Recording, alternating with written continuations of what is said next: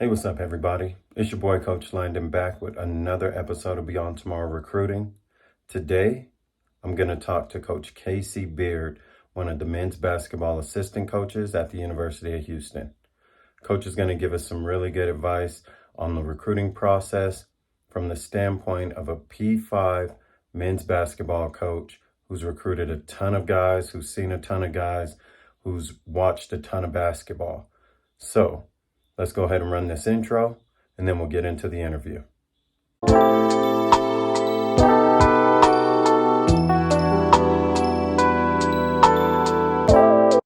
Hey, what's up, everybody? It's your boy, Coach Landon, back here with another episode of Beyond Tomorrow Recruiting.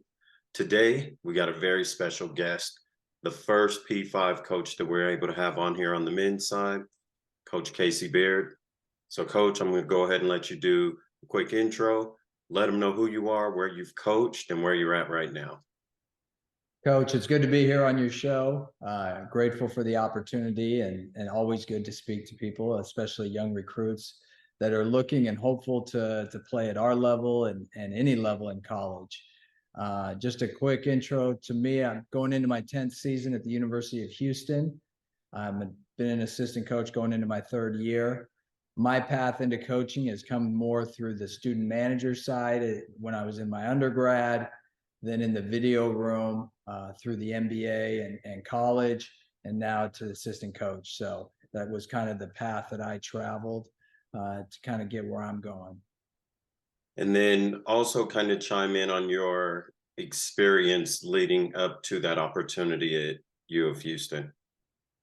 Yeah, so my first job out of Boise State was at SMU in Dallas, and I was in the video room. I was new spot called video intern, which is essentially what a video coordinator is today. So was there 1 year, was fortunate to also get connected to some NBA video coordinators during my time there. Went to West Texas A&M as a GA, which is a Division II school. There I was able to get recruiting experience, get to coach on the floor, because at the Division II level, a GA is essentially a coach. They're not treated the same way that a GA is at the college or Division I level. So it's almost, and I recommend to young coaches that if you really want experience on the floor in recruiting, you're better served being a graduate assistant at a lower level so you can actually get that experience. Sometimes at the Division I level, you're at a higher level, but you get less opportunities for experience because there's more bodies. And there's also rules that prohibit some of those things. From there, I went to work for the Portland Trail Blazers in their video room for 2 years. Was fortunate enough, my second year when they hired a new coaching staff, that Jay Triano was named the national team coach for Canada, and he was an assistant on the Blazers, and he needed a video coordinator for the summer. That ended up becoming 4 consecutive summers working with the national team there. But in my first summer, that's where I met Coach Sampson. And so that was kind of a big break there. Following our time together with Canada that summer, he went back to work for the Rockets. I went to work for the Utah Jazz that next year. Following that season, he got hired as the head coach here, reached out shortly after, hired me first as his video coordinator, and then I've worked my way up to assistant coach on the staff. So you never know when that opportunity is going to come. You know, I was just fortunate enough that I got the opportunity at the Canadian national team, which led to meeting the coach that I work for today. And so that was definitely a fortunate opportunity and experience. So a couple things. I like the fact that recruiting athletes and getting to that end level is very similar to coaching. It's not the same. Everybody doesn't walk that same walk and have that same path. And it's really about your dedication and your commitment to your craft and your expectations. You set that bar high, and you know, they say the journey of 1,000 miles begins with one step. And so, you know, sometimes people have this misconception that D1 coaches were just born into those opportunities. And then you hear the real story behind the scenes, and it's a lot like what a lot of the athletes go through. You know, you have kids that are in small towns and they transfer to bigger schools, and then they get on a national stage, and then they have to figure out the right program for recruiting and recruiting visits and things like that. And then you see them on ESPN after they've taken all these incremental steps. And so people think that guys are just born into the opportunities. So I like that you put it that way for the coaches, because it definitely relates to players and a lot of people in the athletic world that are trying to climb that ladder on the court or on the sideline. So I'm glad you said that. Um, we kind of want to dive into a little bit of the recruiting process, because you have seen a lot of different players at a lot of different levels. Obviously, at the pro level, you're watching high level college basketball players and even international players to an extent in today's game. At the collegiate level, and in all honesty, the majority of our kids that are watching this video probably aren't being recruited heavily by the P5 level or the Division 1 level, but I think the insight from a collegiate coach is really what opens up their eyes and kind of gives them that perspective of, if this is where I want to be and these people are saying these things, then maybe I need to incorporate that into how I go about things through my junior and senior year as I get into the recruiting process. So it's not necessarily trying to give them advice on getting to the D1 level, but just getting to a level after high school ultimately is what the goal is. So we'll talk a little bit about kind of the recruiting process, how recruiting works at different levels. Some levels will have assistant coaches kind of take a certain part of the country. At the JUCO and smaller levels, sometimes it's that head coach that's going out and meeting the players and doing home visits and watching the tournaments and going to the circuit games. So just kind of give a little bit of input on what levels you've been involved in throughout the recruiting process, as far as being on the staff at that pro level and being on the staff at that collegiate level. Yeah, so I've been fortunate enough to, prior to transferring to Boise State, I was at Big Bend Community College for about a year and a half. So I've been at a community college, junior college level as a walk-on. I went to Boise State as a student manager. Then I've worked at the Division 2 level. Prior to my job with the Blazers, it was during the NBA lockout. And so I actually volunteered as a Division 3 assistant coach in the Portland area for that first semester, because the lockout didn't happen or didn't end until December. So I say that because I've been at the Division 1, Division 2, Division 3, JUCO, FIBA, and NBA levels. So the only levels I haven't been is like G League and NAIA. But I have friends that have coached at those levels. And I think the thing that, again, as you alluded, the journey for everyone's different. Those that are watching this are probably those that aspire to just get to play college basketball at some level. Yeah. That's the, for me, I think, especially the lower the level, what you're going to find is that those emails, and I would send the emails yourself. I would do research. I would find schools that you're interested in. You need to ask your high school coach, your club coach, what level do you honestly think my ability allows me to play at now? It does you no good to go to a level too high, sit the bench, and unless the goal is just academic side and just being part of the team, if that's okay, then, and that's the goal, then that's fine. But if it's I want to play and be on the court as much as I can, get some honest feedback about the level, find schools that you're interested in that you can target, and then I would send emails to them. I would ask my high school coach or club coach, whichever you feel has a better relationship with, that can kind of vouch for you in your behalf, just to get the conversation started. You get those emails out there. I would send a 2 to 3 minute highlight video of what you do well. And sometimes you're going to have to be persistent and follow up. Now, you may send out 100 emails and you may only get 3 responses, but that's 3 responses that you didn't have yesterday. Yeah. So now you take those 3, follow up, see if you can go visit, see if you can walk on it. You also need to have an honest conversation. Are you willing to be a walk on at first? That may be a path to get you on the court. Once you get on the court and once you're there and you're a part of the team, now you can earn whatever comes your way. Mhm. That's when all your hard work and all those things, there are stories of people that start as a walk on and move their way up and become, great players.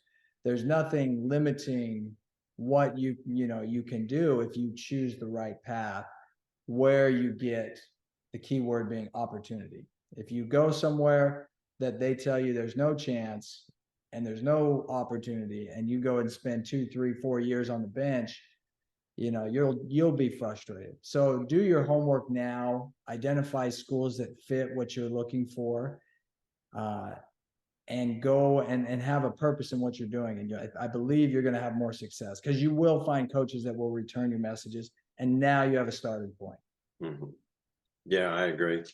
I agree. I always tell kids, as hard as it is to get on a college roster, that's the easy part. The real work starts once you get on court, and then you're a walk on, or you're a half athletic scholarship guy, and you've got to carve out some minutes and compete with all these other guys who are at or above your level. So I said, as hard as it is to get that coach to respond and to read that email and to answer that phone call and to get you on campus and to give you a tour, then to get you on the court and then to evaluate you against the current players, then you really gotta extend and take your game to another level. So that's why 7% of these kids are gonna play at the next level, when there's hundreds of thousands of high school athletes out there, because it's not easy, but it's definitely worth it.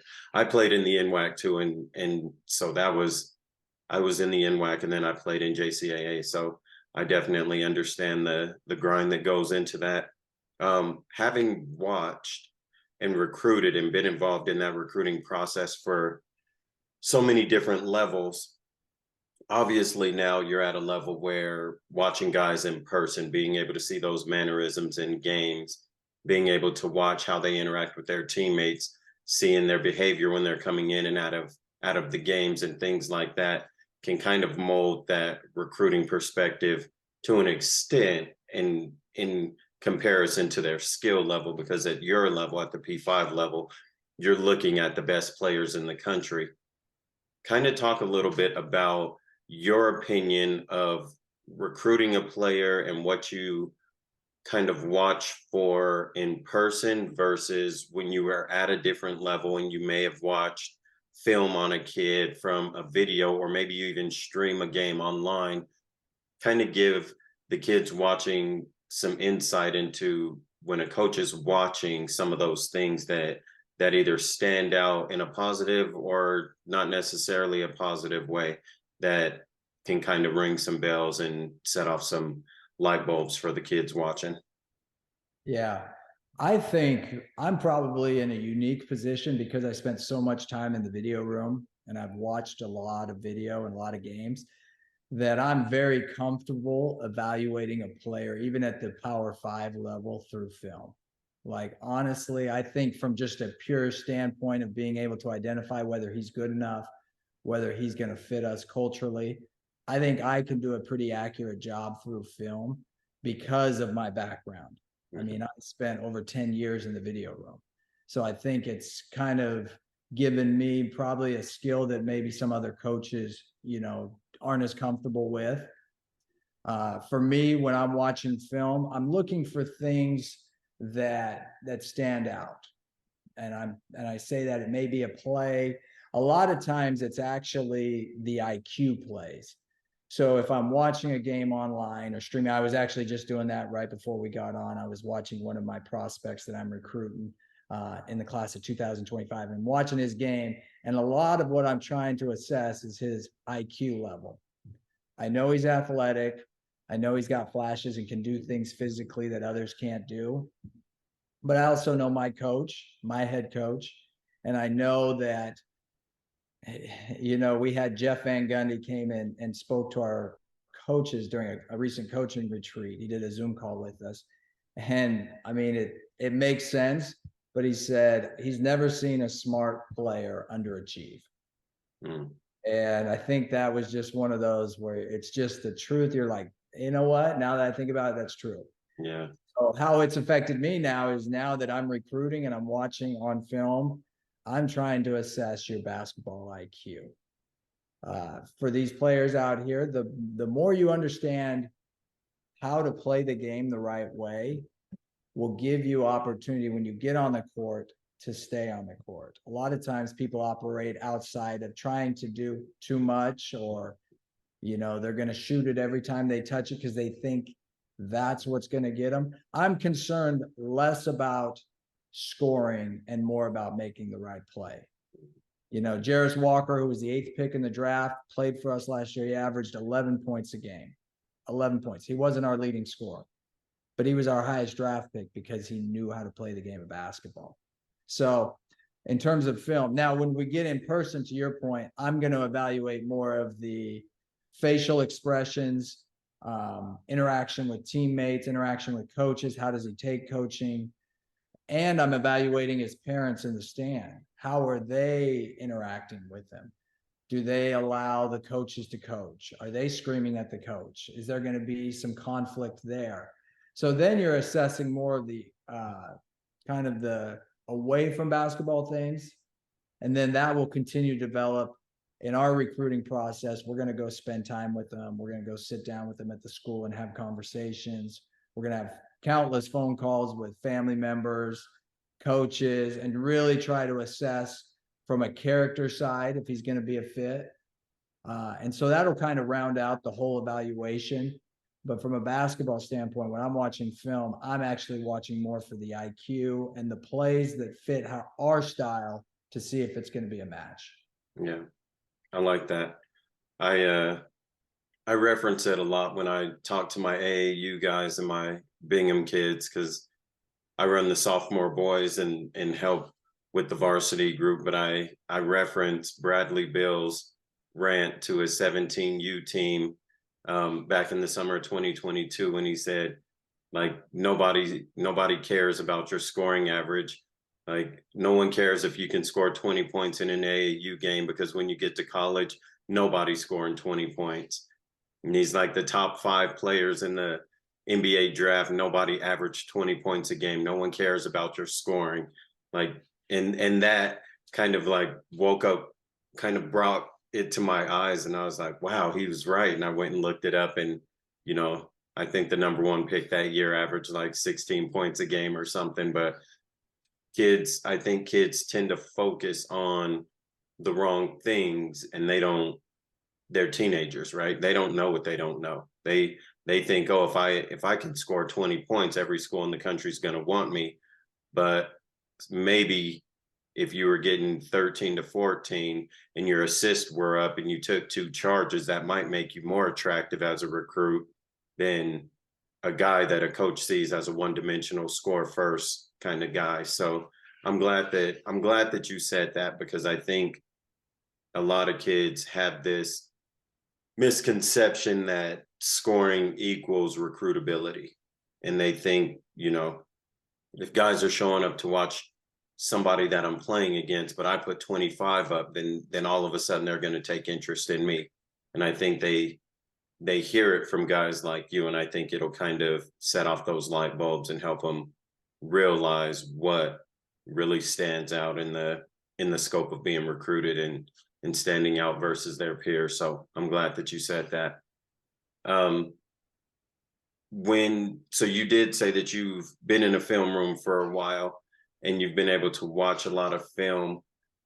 Do you notice a difference in watching film on a player versus that player knowing that you're in the stands recruiting them?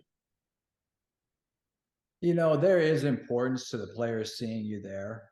I think what you can do to help offset that is, well, if you were the player, would you rather look in the stands and see that coach on his phone most of the game and wondering if he's watching you? Or what I like to do if I'm not able to go in person is, as I'm watching their game on Baller TV or whatever platform where I'm watching it on, I'll film a clip of it and show and send some feedback. Hey, I like this play, or I like this. So now they know that I'm watching the game. They know Hmm. there, and I'm evaluating, and I'm spending time actually watching them. It is important. You do need to be there. I mean, I'm not saying that that's not the case, but I think it's just the same as, with anything. Just because you're physically present doesn't mean you're actually present Yeah, and watching and engaged, especially in today's world with cell phones, technology. So I think it's important, regardless of whether you're in person or you are at home streaming it, that you're engaged and you're trying to find a way for that player to know that you're there and that you're engaged. You're not just on your phone. You're not just checking a box. gotcha. I agree.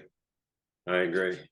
So two more questions, one quick one, and then I'll kind of open up a open mic for you. But from a standpoint of recruiting, watching players play at your level, obviously Nike has their circuit, which is probably the most attractive to the higher profile players. Adidas, Under Armour, Puma have all kind of gotten into that shoe circuit game recently as a way to bring some of the better players in different regions of the country together and give them an opportunity to compete against each other, which is, I think it's exponentially beneficial for players, coaches, young coaches that want to kind of show that they can coach at a high level. Social media platforms, I think it checks off a lot of boxes and it provides a lot of opportunity for a lot of people.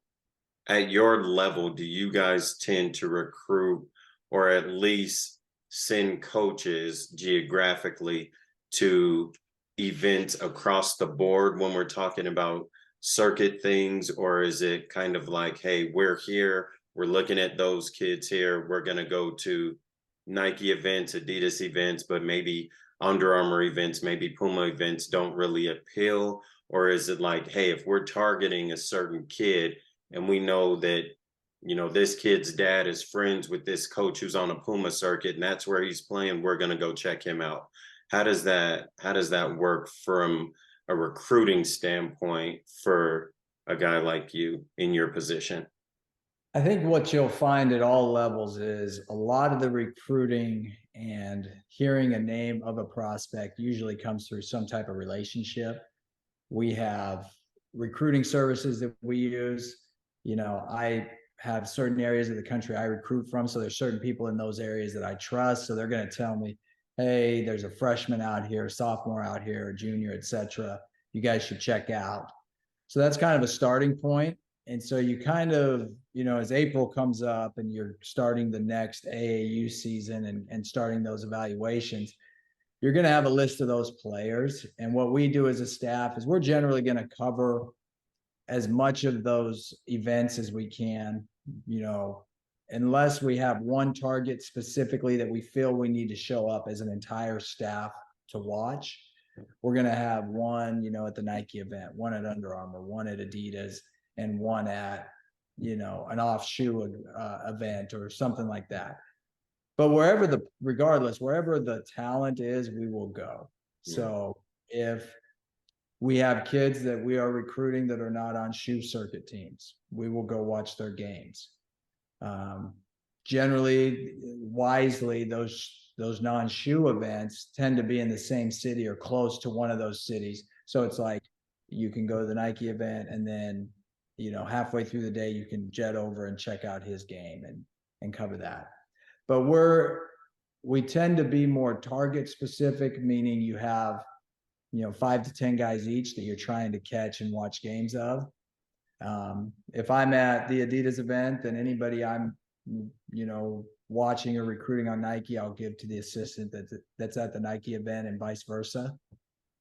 So we can make sure that we're there.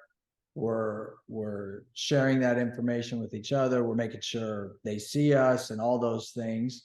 But you've got to definitely take advantage of those small windows to kind of see them in person. But in a lot of ways, the junior year has now become what used to be people's senior year, where you're most kids by the end of their between their junior year and their senior year are going to make the decision on where to go to school. So that junior year becomes the big recruiting year. There'll be a few that wait, but by and large, a lot of them are committing in that time window. Yeah.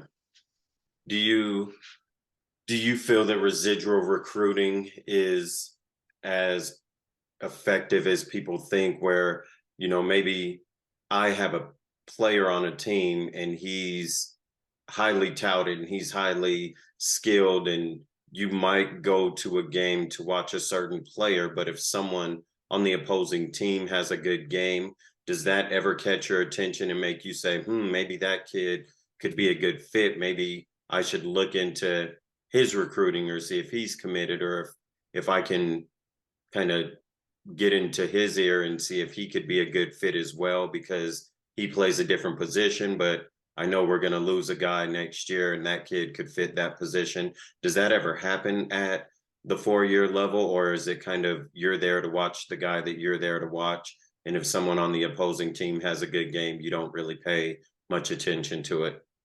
No, you're definitely going to do that. That's happened a lot of times. I know there's a couple kids that I was recruiting someone else on the team and then started to be like, you know what, I also like this kid. So you offer that player as well.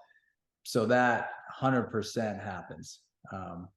And sometimes those kids, the kid you originally were going there to watch, you no longer like anymore. Yeah. And, you fall in love with, he gets busted by somebody on the other team, or the big or guard behind him on the bench is better than he is. And so certainly that's just a starting point. It gets us there. Those are people we feel we need to go see. And, it's just like anything, I guess. It's the more you see them, you either love them more or you hate them more. Yeah. So if it goes that direction, you move off. And, but to your point, for those other players that maybe haven't got as many offers, if you're on a team that has a player with a lot of offers, you're going to get seen, and your offers will improve if you go out and play the right way, because somebody's going to notice you. Yeah, I agree. I love it. Well, so this is the part of all of the interviews. I call it the fourth quarter. I didn't think about how many college coaches I'd probably talked to when I started this, or I'd call it the second half or something like that, or, the 2-minute warning or something. I don't know. But for the fourth quarter, I like to just open it up and turn it over to the coach and just let you drop some knowledge on the kids. We have a lot of kids that'll see our videos between freshmen and starting that senior season, class of 24s.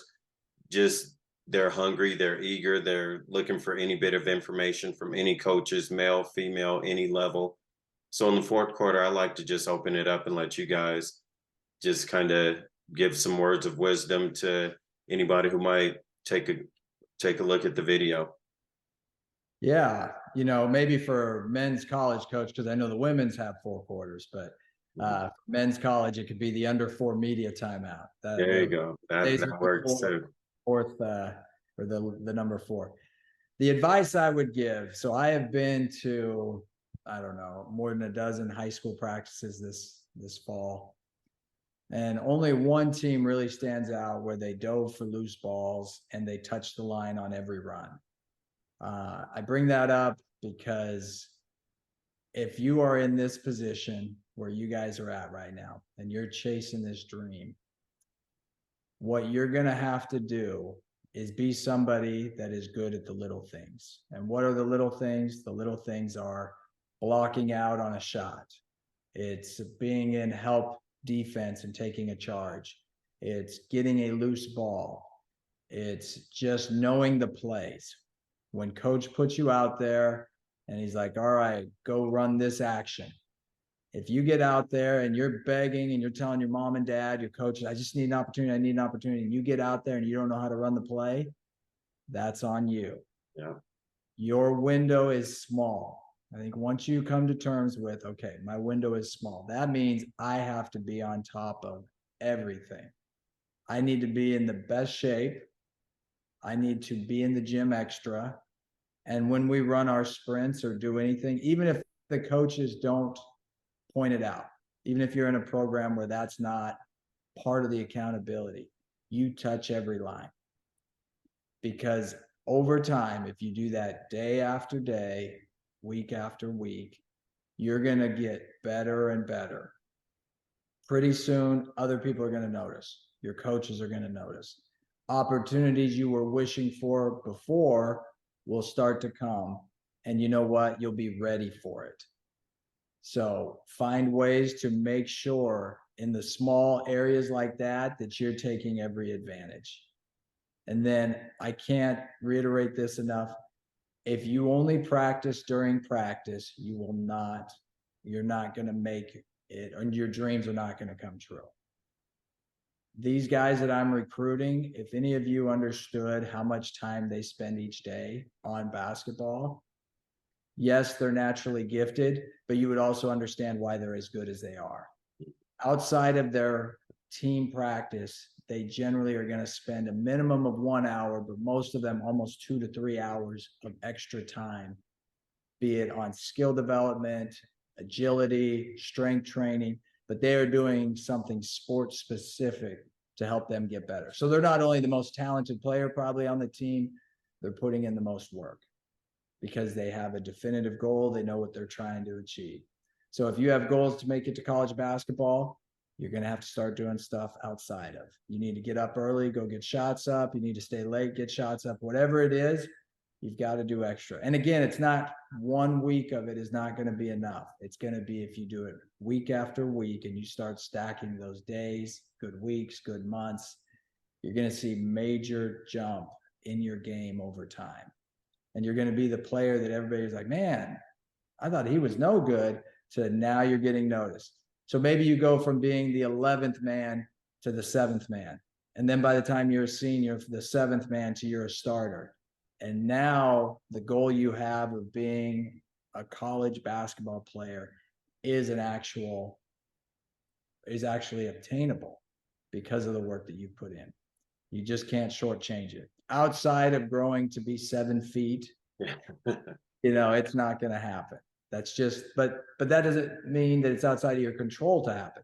It just means you're going to have to put in more work, more time, and again, be good at the little things. Yeah.